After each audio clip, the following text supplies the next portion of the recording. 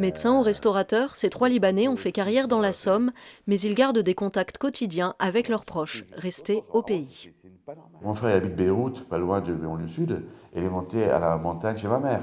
Donc c'est une façon d'aller aux abris. Donc si, ils ont une inquiétude. Et là je parle d'inquiétude physique. Il y a un appel qui m'a vraiment bouleversé.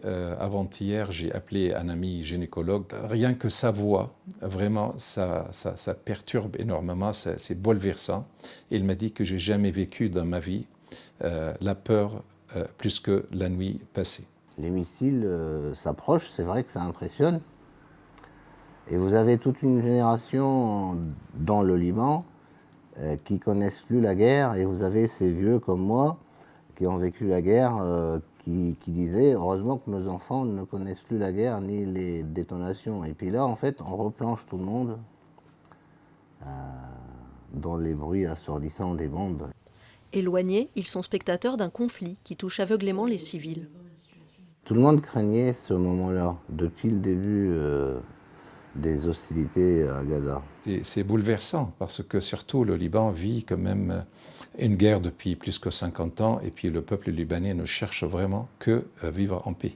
On est assimilés, tous Libanais, la majorité des Libanais sont assimilés au Hezbollah. Ça veut dire, voilà, c'est l'ennemi du Hezbollah.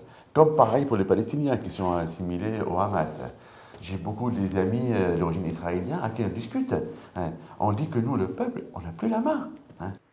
Colère, angoisse et espoir se mêlent quand ils pensent à l'avenir. Israël ne peut pas continuer comme ça.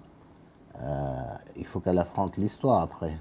On est un peu remonté contre cette impuissance de l'ONU, qu'il n'y a plus de régulateur mondial. C'est fini. Moi, ce que je me crains, que la jeune génération ne restera pas au Liban. Toute ma génération, on a vécu sur l'espoir, mais il ne faut jamais perdre l'espoir. Donc j'espère qu'un jour, on arrive à établir la paix, parce que la guerre, c'est un langage des faibles.